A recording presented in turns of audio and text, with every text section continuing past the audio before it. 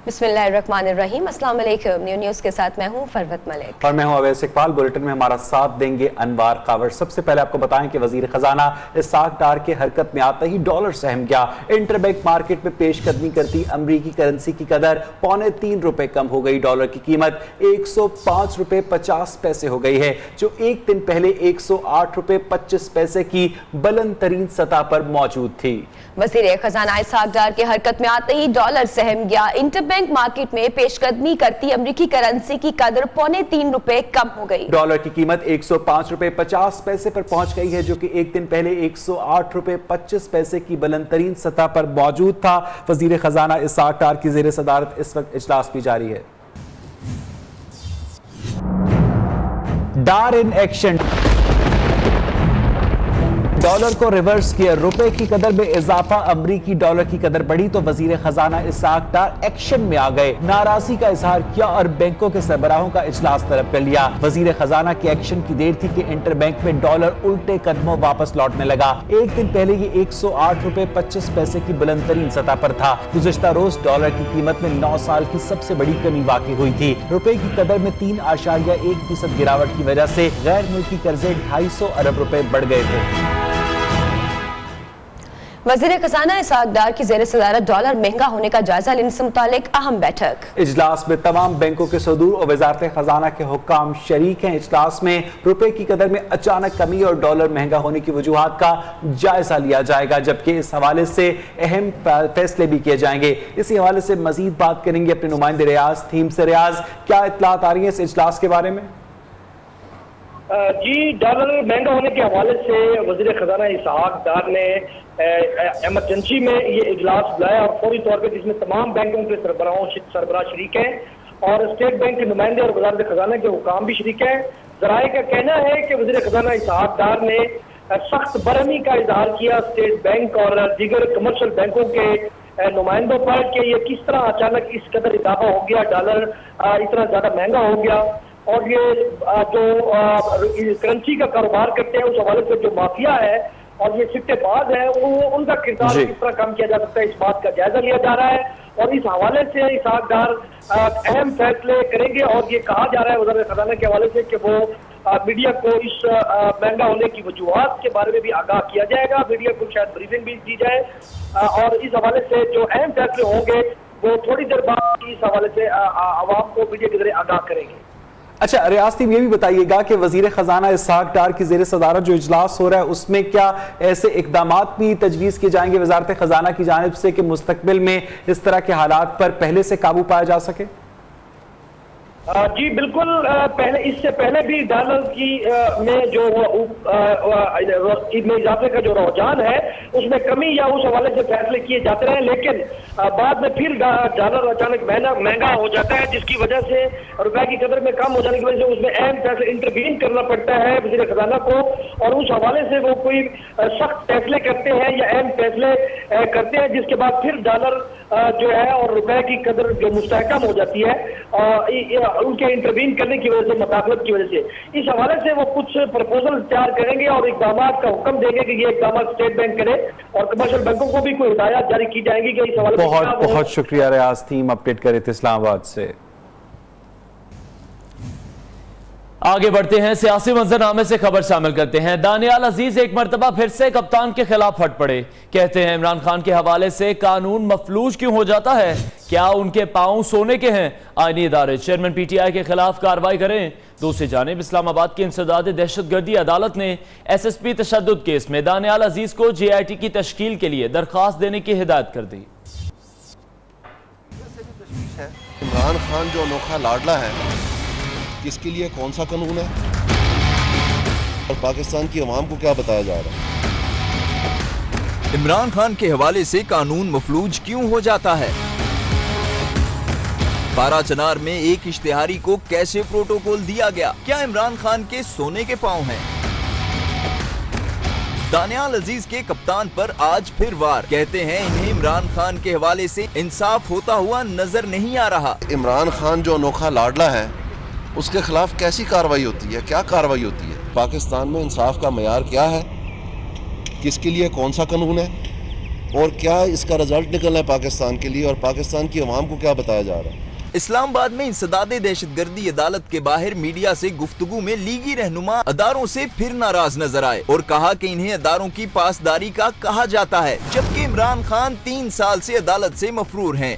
इन्हें कोई पूछने वाला नहीं। क्या ये नया पाकिस्तान है कि जहां कानून सबके लिए बराबर नहीं? आखिरकार ये जो एक मयार है आईनी अदारों का, इंसाफ का, ये क्या सबके लिए एक नहीं है? क्या ये वो नया पाकिस्तान है जो हमें दिखाया जा रहा है? इससे पहले एसएसपी तशद्दुद केस की समाअत के दौरान दानियाल अजीज ने JIT बनाने का मुतालबा किया, जिस पर अदालत ने इन्हें हिदायत की कि वो इस हवाले से बाकायदा दरख्वास्त दें। अहम खबर शामिल करते हैं। वजीर आजम नवाज शरीफ के बड़े साहबजादे हुसैन नवाज कतर रवाना हो गए। हुसैन नवाज सुबह 10 बजे निजी एयरलाइन की परवाज QR 615 के जरिए बेनजीर इंटरनेशनल एयरपोर्ट इस्लामाबाद से दोहा रवाना हुए हैं। हुसैन नवाज की रवानगी के हवाले से आपको अपडेट कर रहे हैं। इस हवाले से मजीद बात करेंगे हमारे नुमाइंदे हमारे साथ मौजूद हैं शहबाज अहमद। जी शहबाज। जी बिल्कुल, वज़ीर आज़म के बड़े साहबजादे हुसैन नवाज जो है वो दोहा रवाना हो चुके हैं और जराये ने बताया कि QR 615 जो है वो फ्लाइट है जिससे हुसैन नवाज आज सुबह 10 बजे बेनजीर भुट्टो इंटरनेशनल एयरपोर्ट इस्लामाबाद से रवाना हुए हैं। और हुसैन नवाज की अहम मोड़ पर रवानगी बहुत बड़े सवाल जन्म दे रही है, क्योंकि इससे कबल जो है वो JIT के 2 अहम अरकान जो है बैनुल मुल्क गए थे और वो तफ्तीश करके आए थे। उसके बाद आज हुसैन नवाज जो है वो रवाना हो गए हैं इस अहम मोड़ पर JIT के। और जरा ये बता रहे हैं कि अब चूँकि 3 से 4 घंटे की फ्लाइट जो है वो कतर की है, तो हुसैन नवाज वहाँ पर पहुंचेंगे और मुमकिन तौर पर जो हमद बिन जासिम हैं कतरी शहजादे, उनसे और दीगर जो अपने बिजनेस के हवाले से उनकी जो वहाँ पर अहम मुलाकातें मुतवक्की हैं। बहुत शुक्रिया शहबाज अहमद, अपडेट कर रहे थे इस्लामाबाद से। इलेक्शन कमीशन ऑफ पाकिस्तान में इमरान खान की नाअहली के केस में उनके वकील ने दरखास्त गुजार पर एतराज कर दिया। इमरान खान के वकील शाहिद गोंदल ने कहा कि पटिशनर हाशिम भुट्टा नून लीग के साबिक रुकने कौमी असम्बली नसीर भुट्टा के साहबजादे हैं। नून लीग की इमाम पर इमरान खान के खिलाफ दरखास्त दायर की गई है। चीफ इलेक्शन कमिश्नर ने रिमार्क्स दिए कि असल बात का जवाब देने से आप इस मामले पर भी गुरेज कर रहे हैं। आपने बाकी केसेस में भी जवाब जमा करवाने हैं। दरखास्त की समाअत 12 जुलाई तक के लिए मुलतवी कर दी गई है।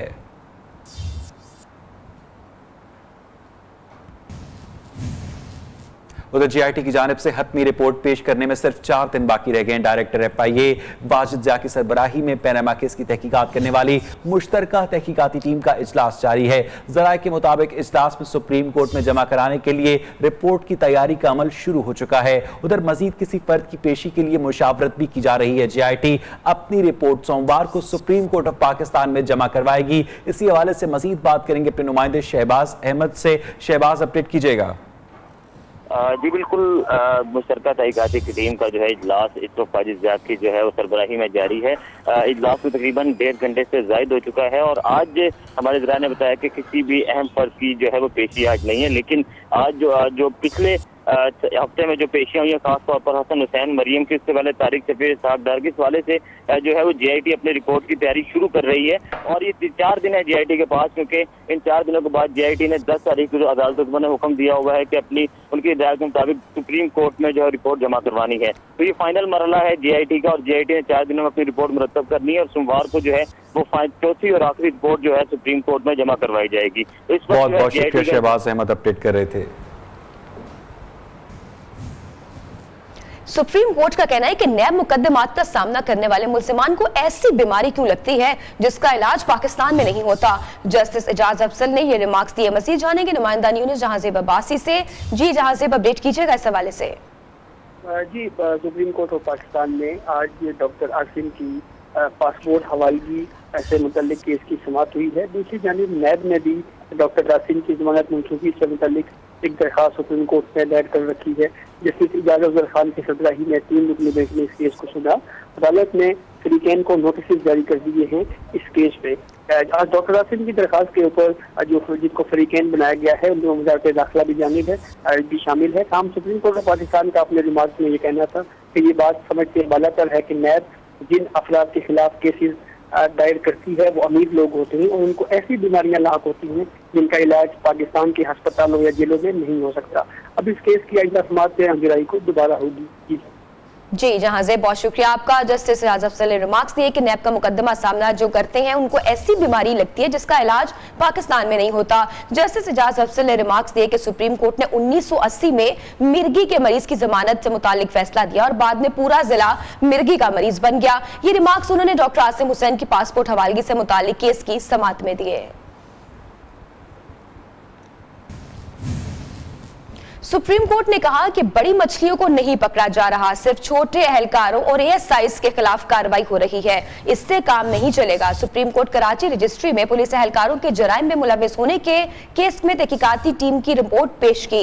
एडवोकेट जनरल सिंध ने अदालत को बताया कि आला अफसरान के खिलाफ सिविल सर्वेंट्स एक्ट के तहत कार्रवाई हो सकती है। सुप्रीम कोर्ट ने तहकीकाती कमेटी को डीआईजी रैंक के अफसरान के खिलाफ भी इंक्वायरी की इजाजत देते हुए 2 हफ्तों में पुलिस अफसरान के खिलाफ कार्रवाई की रिपोर्ट तलब कर ली। मजीद जानेंगे नुमाइंदा न्यूज़ जुनैद शाह से। जुनैद शाह, अपडेट कीजिएगा इस हवाले से। जी बिल्कुल, देखिए आज सुप्रीम कोर्ट कराची रजिस्ट्री में जराइम में मुलविस पुलिस अफसरान से मुतालिक जो है वो दरखास्त समाअत की गई।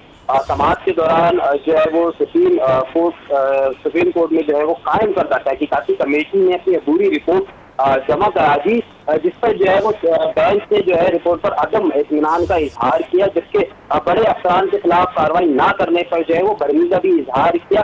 जस्टिस गुलजार अहमद ने अपने रिमार्क में करार दिया है कि सिर्फ एहलकारों और एएसआई के खिलाफ ही जो है वो कार्रवाई की जा रही है, जबकि बड़े अफसरान हाल कोई कार्रवाई नहीं की गई। जो है तहकीकाती कमेटी ने यह भी इस्तफसार किया कि आला अफसरान के खिलाफ सिविल सर्वेंट एक्ट के तहत कार्रवाई क्यों नहीं की गई, जबकि डीआईजी रैंक के अफसरान के खिलाफ भी कार्रवाई होनी चाहिए। अदालत ने तहकीकाती कमेटी को डीआईजी रैंक के अफसरान के खिलाफ भी जो है वो कार्रवाई करने की इजाजत दे दी है, जबकि एडिशनल एडवोकेट जनरल को जो है वो हिदायत की है कि वो कार्रवाई करने के बाद जो है वो रिपोर्ट जो है वो 2 हफ्तों के अंदर अंदर।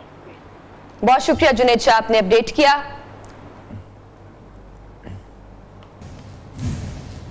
आगे बढ़ते हैं, आपको बताएं कि वजीर आजम नवाज शरीफ ताजिकिस्तान के दौरे पर हैं। उन्होंने कासा 1000 मंसूबे के हवाले से 4 मुल्की इजलास में शिरकत की है। सरबराह इजलास से खिताब करते हुए वजीर आजम ने कहा कि कासा मंसूबा इंतहाई अहमियत का हामिल है।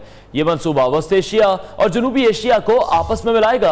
बिजली की तरसील के मंसूबे से पाकिस्तान और अफगानिस्तान को बिजली मिलेगी। इस मंसूबे से माहौल दोस्त तवानाई हासिल होगी।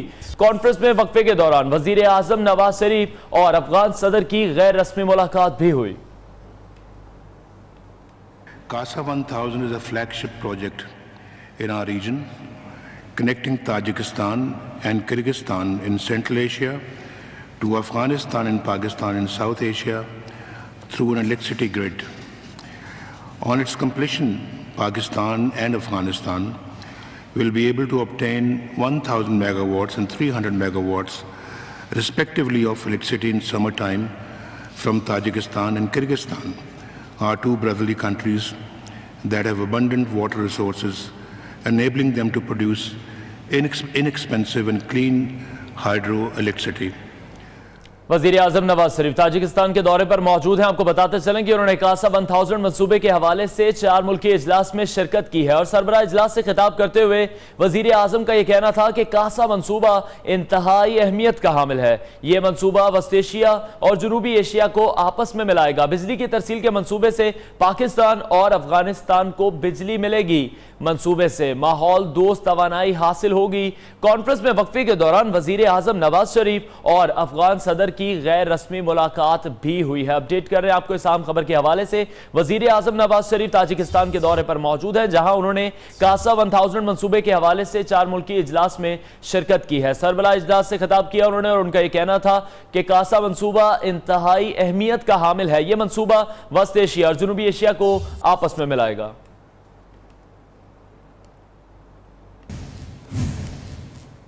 और वजीर आजम नवाज शरीफ ताजिक नान के मद्दाह हो गए। जी हां, दुशंबे में कासा मीटिंग के दौरान जोहराने में ताजिक नान वजीर आजम को भा गए। नवाज शरीफ ने नान चखा तो तारीफ पर मजबूर हो गए। नान भाई के पास गए और उसको शाबाश भी दी। वजीर आजम नवाज शरीफ ताजिक नान के मद्दाह हो गए हैं। दुशंबे में कासा मीटिंग के दौरान जोहराने में जब ताजिक नान वजीर आजम को भागे, नवाज शरीफ ने नान चखा तो वो तारीफ करने पर मजबूर हो गए और यही नहीं, वो नान भाई के पास भी गए और उसको शाबाश भी दी।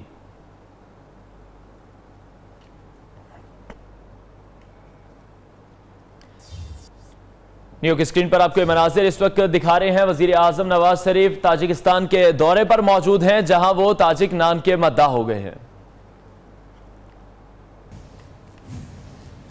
अभी आपको बताएं कि फजाई सरहदों की निगरानी में अहम संग मील पाकिस्तान एरोनॉटिकल कॉम्प्लेक्स कामरा में एविएशन सिटी का संग बुनियाद रख दिया गया है। हवाबाजी के मुख्तलिफ शोबों की आला तालीम, तहकीक और तरक्की के शोबे बनाए जाएंगे।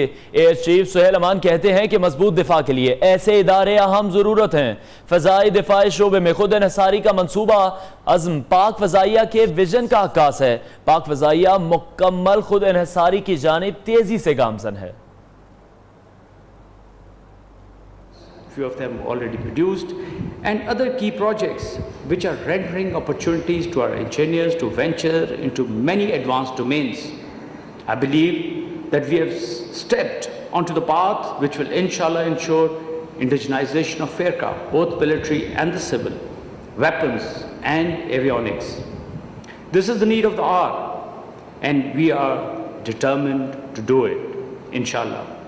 I realize it's a tall order, but then the journey of 1,000 miles. और आपको बताएं मिलावट के बारे में ना अनार ना लीची और ना ही ऑरेंज, लेकिन 34,000 लीटर जूस तैयार कर लिया गया। पंजाब फूड अथॉरिटी ने जहर फरोख्त करने वालों को गिरफ्तार कर लिया।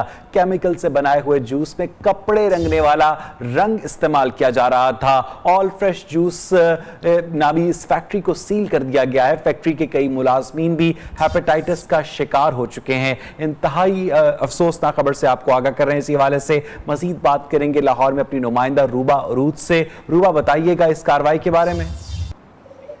जी बिल्कुल, पंजाब फूड अथॉरिटी ने आज फ्रूट जूसेस के नाम पर जहर की फरोख्त का धंधा करने वालों को बेनकाब किया है। इस हवाले से पंजाब फूड अथॉरिटी ने कसूर में मुल्ज़िम से जूस बनाने वाली फैक्ट्री पर छापा मारा और वहां पर अव्वल फ्रेश जूस नामी फैक्ट्री बगैर फ्रूट इस्तेमाल किए अनार, लीची और दीगर जूस बना रही थी।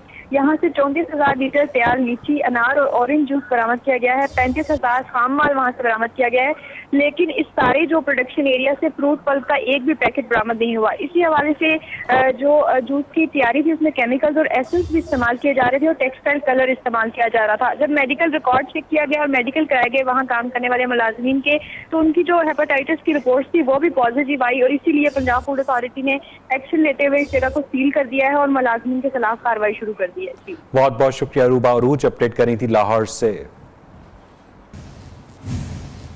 और अब बात करेंगे कुछ पैनामा की, लेकिन कुछ मुख्तलिफ अंदाज से। पाकिस्तानी बॉक्सर मोहम्मद वसीम ने पैनामा में कौम का सर फखर से बुलंद कर दिया है। Mohammad Waseem international challenge fight जीतकर WBC सिल्वर फ्लाईवेट के आलमी रैंकिंग में पहले नंबर पर आ गए हैं। इंतहाई खुशी की खबर है ये पाकिस्तान के लिए। पाकिस्तानी बॉक्सर मोहम्मद वसीम ने कौम का सर फखर से बुलंद कर दिया है। मुसलसल कामयाबियों का सेहरा सजाए पाकिस्तानी बॉक्सर मोहम्मद वसीम ने एक और फतह अपने नाम कर ली। मोहम्मद वसीम ने पनामा सिटी में होम फेवरेट बॉक्सर एलिसर वालिस से इंटरनेशनल चैलेंज फाइट जीत ली। मोहम्मद वसीम ने एलिसर वालिस को दूसरे राउंड में ही नॉकआउट कर दिया। पाकिस्तानी बॉक्सर की ये मुसलसल छठी कामयाबी है। फाइट वर्ल्ड बॉक्सिंग काउंसिल के तहत रैंकिंग फाइट 8 राउंड पर मुश्तमिल थी। Mohammad Waseem WBC silver flyweight के आलमी रैंकिंग में नंबर 1 बॉक्सर भी बन गए हैं। और यहाँ बुलेटिन में वक्त हुआ एक ब्रेक का। न्यूज़ के साथ रहिए।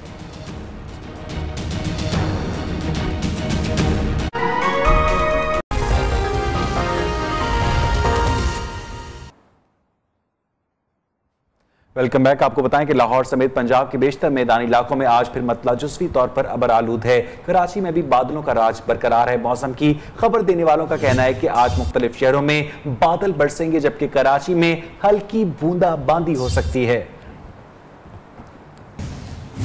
के बेशतर शहरों में हब्स का राज, मानसून की दूसरी एंट्री का शिद्दत से इंतजार होने लगा। लाहौर, इस्लामाबाद, पेशावर, मरी, फैसलाबाद और दूसरे शहरों में आज भी मतला जुज़वी तौर पर अब्र आलूद है। मौसम का हाल बताने वालों के मुताबिक आज रावलपिंडी, सरगोदा, फैसलाबाद, गुजरांवाला, लाहौर, मालाकंड, पेशावर, मद्दान, फाटा और गिलगित बल्तिस्तान में गरज चमक के साथ बारिश का इम्कान है। दूसरी जानिब कराची में आज दूसरे रोज भी बादलों का राज है, जबकि महकमा मौसमियात का कहना है कि अगले 24 घंटे के दौरान कराची का मौसम जुज़वी अब्र आलूद रहेगा, जबकि हल्की बारिश या बूंदाबांदी का भी इम्कान है। कराची में बारिश बरसे कई रोज गुजर गए, लेकिन हुकूमती नाअहली के बायस लोगों को अब भी मसाइल का सामना है। कराची के इलाकों में मिल्लत टाउन की मेन सीवरेज लाइन की मरम्मत का काम अभी तक मुकम्मल नहीं हो सका है। Bilal town, Hasan Mujtaba town, Salim society, Salman Farsi colony समेत कई इलाके अब भी कई फीट गहरे पानी में डूबे हुए हैं। मरम्मत का काम सुस्त रवि का शिकार है। इलाके की मजमूई सूरत हाल से भी आपको मजीद अपडेट करेंगे। हमारे नुमाइंदे रजब अली हमारे साथ मौजूद हैं। रजब, आगाह कीजिएगा। Hasan Mushtaba colony, Salman Farsi colony, Bilal town समेत कई इलाके जो सेवरेज के पानी में इस वक्त डूबे हुए हैं। हमने अपने नाज़रीन को सूरत हाल दिखाई है, घुटनों सेवरेज का पानी जमा है। अब हम उस इलाके की तरफ चलते हैं जहां पर ये जो है वो मामला जहां से शुरू हुआ।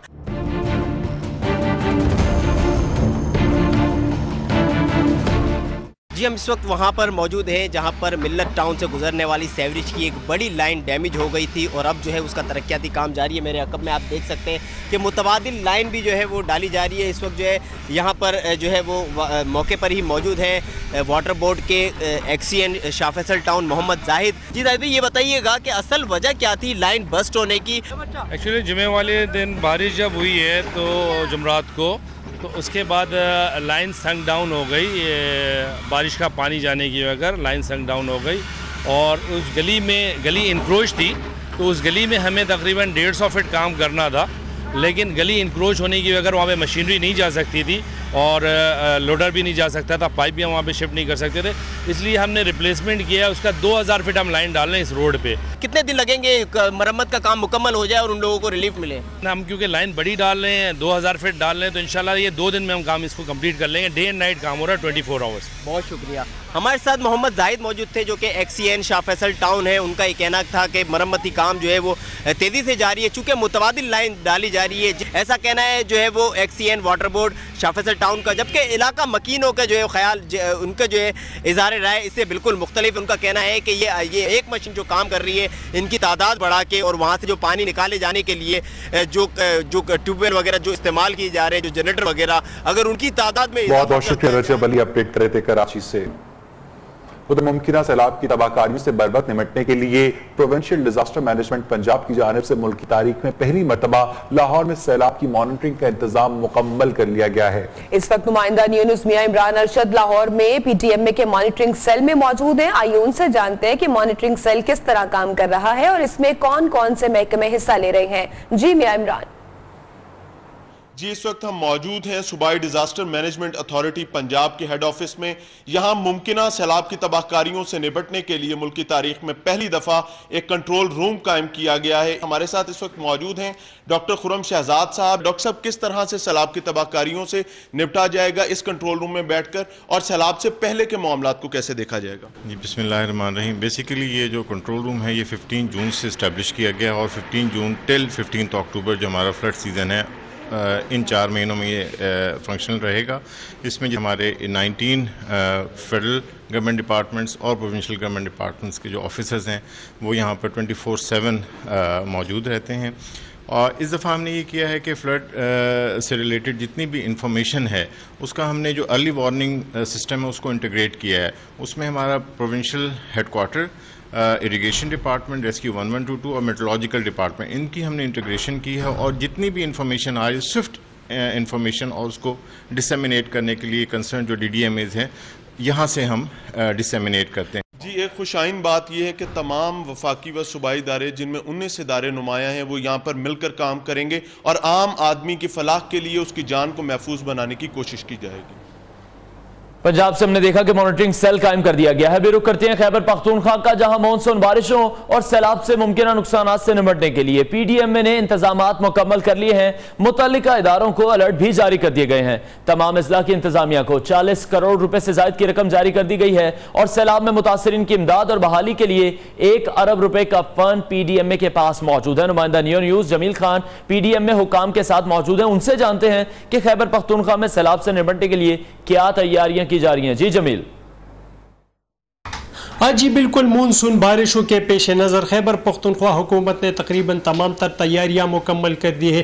Provincial disaster management authority Khyber Pakhtunkhwa के मुताबिक तमाम अजला को अलर्ट के साथ साथ फंड भी जारी कर दिया गया है। इस वक्त हमारे साथ मौजूद है डिप्टी सेक्रेटरी रिलीफ डॉक्टर अजमत साहब, उनसे जानते हैं कि क्या किया तैयारियाँ की है। सर बताइएगा कौन कौन से अजला के लिए अलर्ट जारी कर दिया है और फंड कहाँ पे जारी किया? इस बार जो मानसून है वो थोड़ा नॉर्मल ही रहेगा, लेकिन फिर भी क्लाइमेट चेंज की वजह से जो ख़दशात है या जो हम मतलब हम प्रेडिक्ट कर रहे हैं कि अगर इस किस्म की कोई सिचुएशन बन जाती है, डिज़ास्टर की सिचुएशन बन जाती है, तो उसके लिए जी हम कंटिजेंसी प्लानिंग हमने ऑलरेडी की हुई है, जिसमें हमारे साथ लाइन डिपार्टमेंट्स, रिसोर्स मैपिंग भी हमारी होती है। हमने रिलीफ फंड्स भी ऑलरेडी जारी कर दिए हैं डिस्ट्रिक्ट एडमिनिस्ट्रेशंस को, और डिविजनल और डिस्ट्रिक्ट सतह पे और प्रोविंशियल सतह पे हमने कंट्रोल रूम्स भी बना लिए हैं। जी बिल्कुल, PDMA के मुताबिक सैलाबों का अमसल इतना खदशा नहीं, लेकिन इसके बावजूद जितने भी अजला है उसमें अलर्ट भी जारी कर दिया गया है और रिलीफ फंड भी फराहम। बहुत शुक्रिया जमील खान, अपडेट कर रहे थे।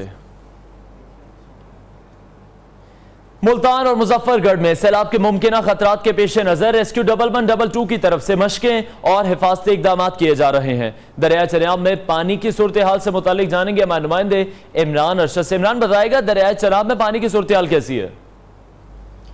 जी बिल्कुल, इस वक्त हम दरिया चनाब के किनारे पे मौजूद हैं, जहाँ पे जो मुमकिन सैलाब के ख़तरात के पेश नज़र जो है वो ज़िले इंतज़ामिया और रेस्क्यू 1122 की तरफ से जो है यहाँ पे जो है वो मशक़ें भी की गई और मॉक एक्सरसाइज भी की गई। इसके अलावा पानी की सूरत हाल यहाँ पे आप देख सकते हैं कि इस वक्त हम दरिया चनाब के किनारे पर मौजूद हैं। ये दरिया चनाब में जो इस वक्त पानी मौजूद है ये तकरीबन नॉर्मल बह रहा है। ताहम महकमा मौसमियात का कहना है कि हेड त्रीमू के मकाम के ऊपर जो है वो इस वक्त जो है वो 60 से 70 या 80 से 90 हज़ार क्यूसेक पानी का रेला जो है वो गुजर रहा है, जिसकी वजह से अभी तक सैलाब का कोई ख़ास ख़तरा मौजूद नहीं है। ताहम महकमा मौसमियात का यह भी कहना है कि अगर जो है वो बारिशें ज़्यादा हुई और ये जो रेला है पानी का हेड त्रीमू के मुकाम के ऊपर अगर 1.5 लाख से ज़्यादा तजावज़ कर गया 1.5 लाख क्यूसेक से, तो निचले दर्जे का सैलाब जो है वो डिक्लेयर कर दिया जाएगा। निचले दर्जे का सैलाब जो है वो आ सकता है। इसके अलावा अभी तक जो है वो पानी की सूरत हाल नॉर्मल है। यहाँ पे शहरी एरिया को बचाने के लिए बंद तो बनाए जाते हैं, लेकिन जब सैलाब ज़्यादा हो जाता है तो इसके बंदों को भी तोड़ना पड़ता है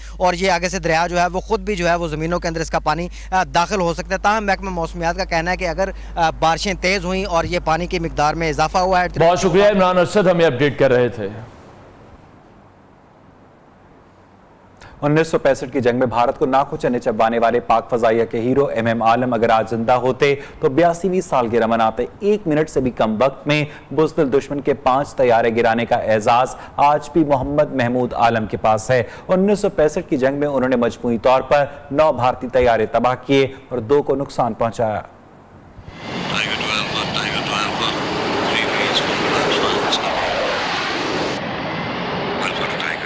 एयर कमोडोर मोहम्मद महमूद आलम, जिन्हें दुनिया MM आलम के नाम से जानती है, एक नाम जो दुश्मन के लिए आज भी खौफ की अलामत है। 7 सितंबर की सुबह भारत के हॉक हंटर तैयारे पाकिस्तानी हुदूद में आए तो उन्हें MM आलम का सामना करना पड़ा। 1 मिनट में 5 तैयारों को तबाह करके उन्होंने न सिर्फ पाकिस्तान की फजाई बर्तरी साबित कर दी, बल्कि अपना नाम भी तारीख में रखम कर लिया।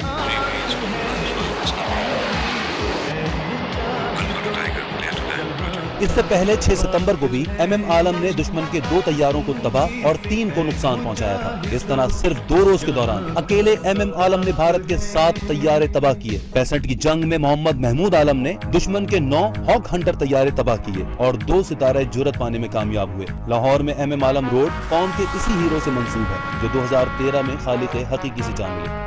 कमबैक, इमरान खान के खिलाफ ऑफशोर कंपनी केस का मामला, जमाइमा खान की जानिब से इमरान खान को भेजेगी मनी ट्रेल का चार्ट, सुप्रीम कोर्ट में जमा।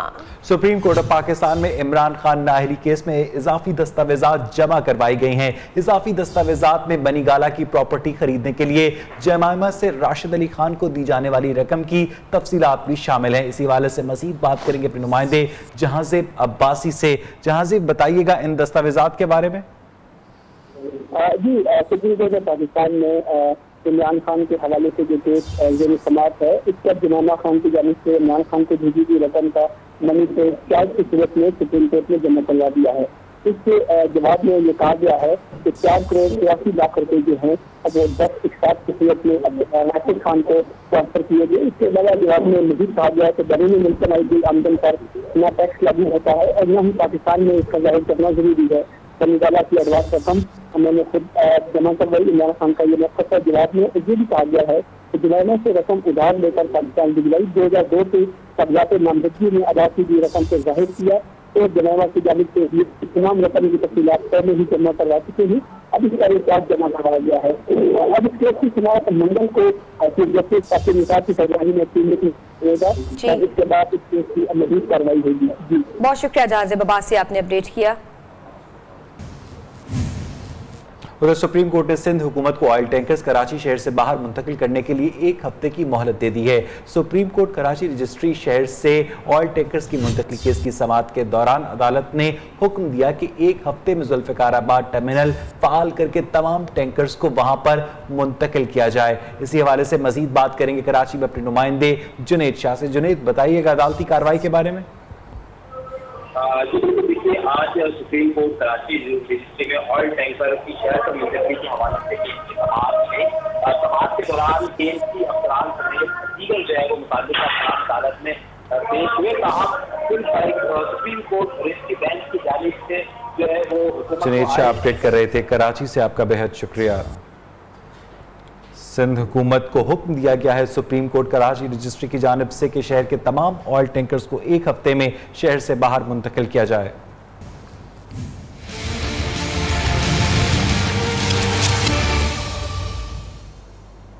खेल के मैदान से खबर शामिल करते हैं। ICC women's cricket world cup में पाकिस्तानी टीम शिकस्तों से पीछा नहीं छुड़ा सकी। ग्रीन शर्ट्स को दिफाई चैंपियन ऑस्ट्रेलिया ने 159 रन से शिकस्त दे दी।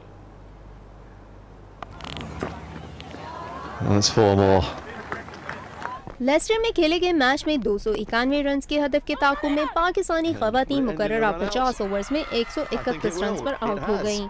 ग्रीन शर्ट्स की कप्तान सना मीर ने बॉलिंग के बाद बैटिंग में भी अच्छा खेल पेश किया और 7 चौकों की मदद से 45 रन की इनिंग खेली, जबकि 3 खिलाड़ी 0 पर पवेलियन लौटी। इरम जावेद ने 21 रन बनाए, जबकि बाकी 5 खिलाड़ी दोहरा हिंसा अबूर करने में भी नाकाम रही। Up in the air. Will anybody get underneath it? इससे कबल ऑस्ट्रेलियाई खवातीन ने पहले बैटिंग करते हुए एल सवाली और एलसी पैरी की शानदार निस्फ सेंचुरियों की बदौलत 8 विकेट पर 290 रन बनाए थे।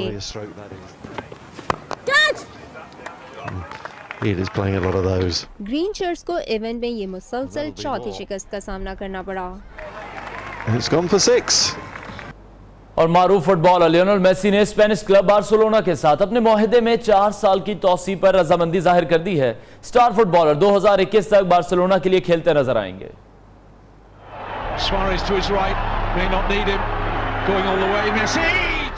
मेसी 2021 तक बार्सिलोना के हो गए।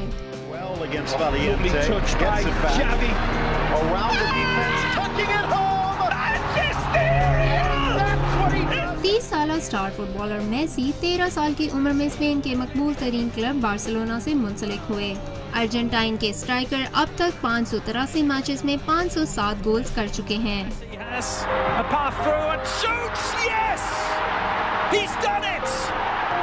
मेसी पहले भी अपने बयान में कह चुके हैं कि वो अपने करियर का इख्तिताम बार्सिलोना के लिए खेलकर ही करना चाहेंगे। स्टार प्लेयर मेसी दुनिया के अमीर तरीन खिलाड़ियों में 3रे नंबर पर हैं।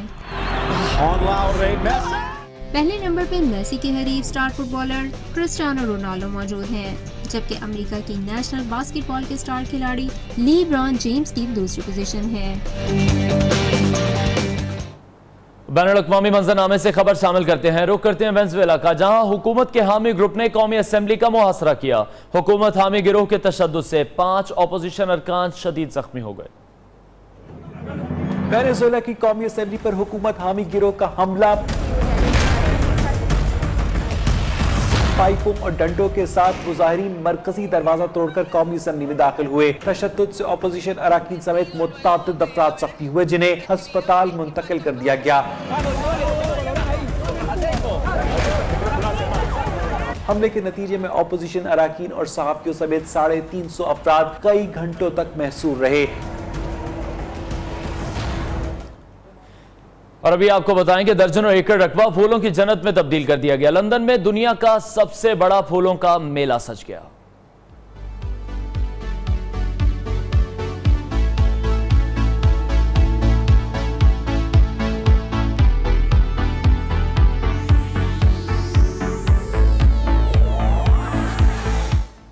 न्यूज स्टूडियो से अब तक के लिए इतना ही। Live streaming